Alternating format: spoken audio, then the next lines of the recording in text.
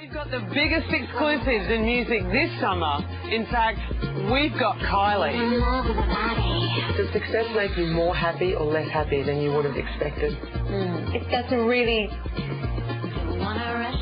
big question. But for now, here's Kylie on music, love and taking it slow. There was certainly no expense spared when pop princess Kylie Minogue launched her brand new album Body Language at a $3 million showcase in London last month.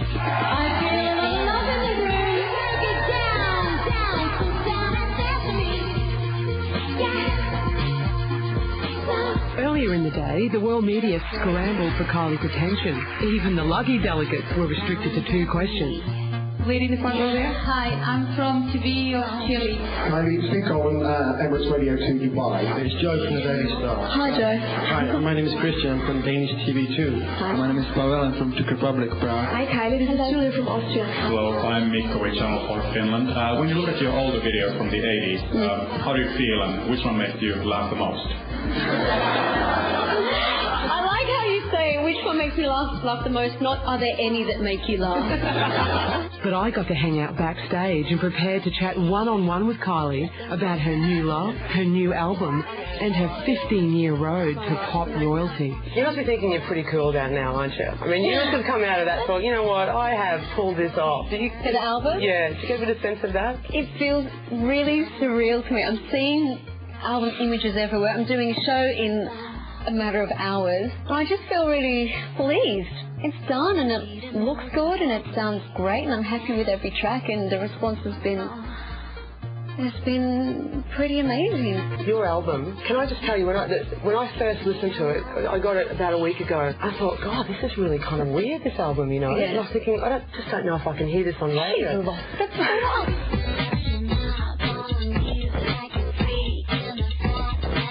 I don't know how it happened. It just sort of happened all at once. The songs just reveal themselves, don't they? They just emerge.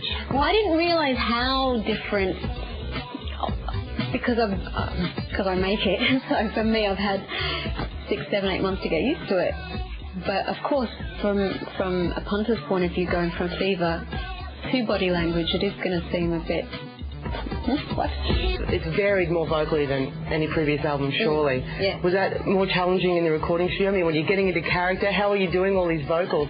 It actually wasn't that challenging. It was fun. Were you nervous about doing the rapping on it? It wasn't when I said I love the song and I'd like to record it, but then in the studio, in the booth on the mic, I said, before we do this rap, can I just apologise in advance if I do sound ridiculous? And he's like, no, just, I only did a few takes of it. Did you get it straight away? Yeah. Did you practice? Just, you know, it's like... No, I mean, I'm not trying to pull off that kind of thing. Kylie's hoping fans will get as big a kick out of Body Language as they did Fever, her previous album, which sold over 6 million copies worldwide. I just wasn't aware of any pressure put on me to make the album more successful or better than Fever. Because it really, aside from a month off over Christmas, we just started again. And I love being in the studio, and it was just a pleasure to be working on new material. I think it's more woman than any album I've done before, and I've described it as being or having more curves and being less angular. I actually can't remember why we initially chose Brigitte Bardot as possibly the strongest of our references. I mean, I just tended to think of Phoebe as, well, she's a sex pot, isn't she? She's one of the greatest pin-ups. But she was fairly radical in her own way at that time. And we chose to reference the period which was, I think, a perfect blend of coquette and rock and roll. Are you feeling better than you've ever felt in your life? Is this like a peak? Have you reached a peak? So, yeah. As soon as I say that, I think, should I say that or shouldn't I? Will it all go horribly wrong? Perhaps Kylie's new attitude has something to do with her hunky new boyfriend, French actor Olivier Martinez. He's apparently been the source of both personal and creative inspiration. There's only one song that was direct from an experience, which was Loving Days. I've just been on this great sailing ship. I flew to Dublin to work with these writers and producers, and they said, well, we know you've been on a boat. What? Oh, yeah, I guess you do. Have the right food and feed. We all know you were on a boat. Like, okay, yeah, I was on a boat.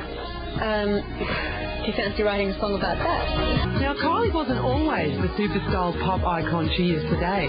She first came into our world back in 1988 via a remake of that Little Eva classic. While Locomotion went #1 in the UK and Australia and #2 in the US, Kylie's critics were almost as unkind as her wardrobe. But in fairness, if I could go through all of your photo albums from 1988, we could all have a good laugh. With the help of English hit-making trio Stock, Aitken and Waterman, Kylie continued to dominate the charts. If you got on a plane and you sat next to an 18-year-old Kylie Minogue on her way to America after Locomotion going #1, what advice would you give her? What would you say to her? Firstly, I would have thought, she's so little. You can't even find her in first class. Clearly, I haven't had a growth spurt either, but I have filled out a little bit. I would say... What would I say? I would just want her to know that she has valid opinions, though she might not realise it for some time, but she does. To firstly try to hear her instincts, because we all have it, but I think we just white noise it out sometimes. You've got this little voice saying, yeah, I'm not sure about that. But it wasn't long before Kylie ditched the hit-making trio and began blazing a more individual trail to chart success. As Kylie shed her old skin, the cringing turned to crushes, and a star was born. In 1998, Kylie released her 7th studio album, Impossible Princess, and showed audiences her many different sides. Impossible Princess that's when I really got on board with you. I just thought, like, this is great, you know, like but that didn't do as commercially well as maybe you would have expected. It's hard to tell how it's going to go. It is hard to tell. I mean, you can have an idea, and I always ask everyone around me, what do you think? What do you think? Oh yeah, which one do you like? Which one? Now, be honest, which one didn't you like so much? And then you just got to put it out and see what happens. No one else can go and sell your song for you. No one else can go and sell your concert.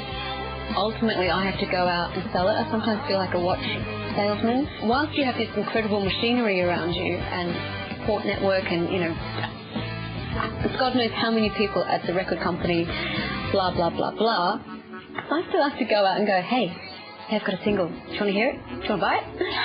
I've got a watch as well. In the year 2000, Kylie discovered she didn't need that watch. Not when she was wearing these hot pants. The first single of Kylie's Light Years album went #1 in Australia and the UK. With the follow-up single On a Night Like This, Kylie made Australian pop history, becoming the artist to have the most songs enter the chart at #1. The Light Years experience also saw Kylie team up with fellow Brit pop royal Robbie Williams. Shall we sing? Robbie is Robbie, and that's why everyone loves him. Yeah, we'll paint by numbers till something sticks. Don't mind doing it for the kids. Working with Robbie, in my mind, is perfection because we're so close to each other. There's almost this, it's like, you know, putting magnets together or something. Just when nobody thought Kylie could get any bigger, she released her Fever album in 2001, along with the biggest pop single of the decade. This time, the Americans caught the fever as well. Can't Get You Out of My Head hit #2 on the Billboard charts and helped Kylie sell over 1 million copies in that market. In October 2002, Kylie came home and basked in ARIA glory. The ARIA goes to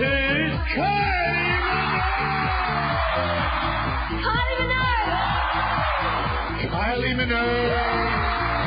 Beautiful Kylie. Kylie Minogue! Thank you very much. So, What's the girl to do once she's dominated every major music market in the world? Well, launching a lingerie empire can't hurt. How much more adored can you be? I mean, it's going to get to horrifying levels, surely. I mean, why are you still doing this? I ask myself the same question sometimes.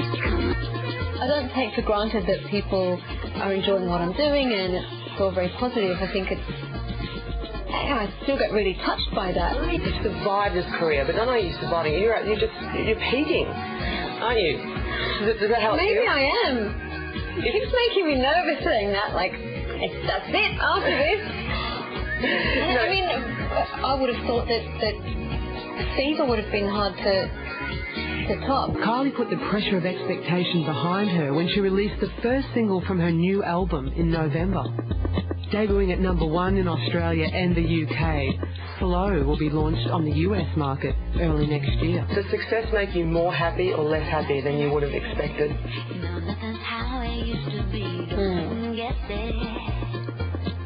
More happy, I'd say. That's a really... That's a big question. It is a big question. And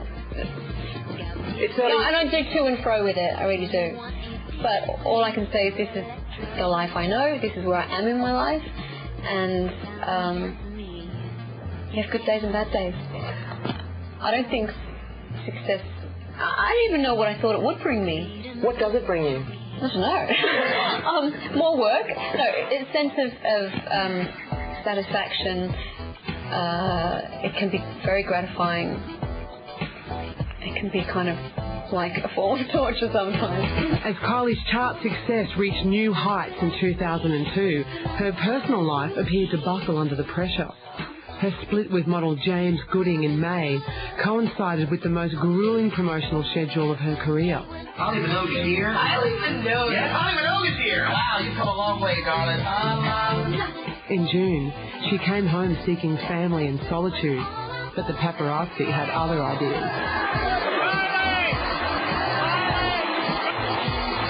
Your album sounds like such a soundtrack to your life, which I'm sure, you say that in a way it is, even though I've already said lyrically a lot of them are just vignettes, but it's like in the world of pop music, you're in love, you're not in love, you're breaking up, you can't stand a guy, or you love you fancy, there's still stories that we can all relate to on another level, because people have known me for so long and know my voice, and I'm a terrible liar. I mean, stuff's just written across my face. So I think people can feel that there's an honesty to it.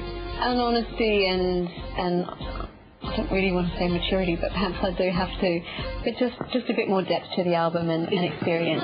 Kylie's newfound love with Olivier Martinez appears to have added a romantic touch to her new album. I've been listening to this album, and on some songs I'm thinking, oh yeah, I know, I relate to that. I'm so glad I'm so glad I'm not in a relationship, Like you hear Promises, and I just couldn't be going through that. That's Promises so and Obsession. And then I get to the other ones and think, I wish I want to do that. That's really good. On the couch. I'm going to go sailing. Do you have any brothers? Because I could go sailing. He does, actually. Are they all good looking? He was on the boat too. Really? And he's gorgeous. Are they just all gorgeous? There's only two of them. If you ever have children, I don't know, I don't want to scare you or anything, but when sometimes the two really good looking people have children, the whole genetic thing can backfire. You know what I mean? Where does it go to? The genes, they form and they go, there's too many good looking genes. What do we do? And you don't know how they might turn out. But neither of us are exactly as you might think anyway. Oh, yeah, okay. Yeah, no, that's true, because both my parents are ugly and look how well I turned out. You just don't know. Yeah. It's like the lucky dip, isn't it? It's like the chicken raffle. But anyway. You never know. We'll just cross that bridge when we come to it, right? What are you most looking forward to about the next 12 months? Next 12 months? Well, if I tour, it'll be touring. And I'm sure we'll finish the show tonight and all just go, what now? Because it's been a 6-week build-up to this night. You're coming home back to Australia soon? Yes. Like most Australians in England, we start doing a wind-up. Go! Fly south. Home for Christmas? I hope so, yeah. Yeah. Did you get home every Christmas? Not every Christmas, and even now my schedule's a bit up in the air, so I'm fingers crossed. Thanks for coming and talking to me. Thank you.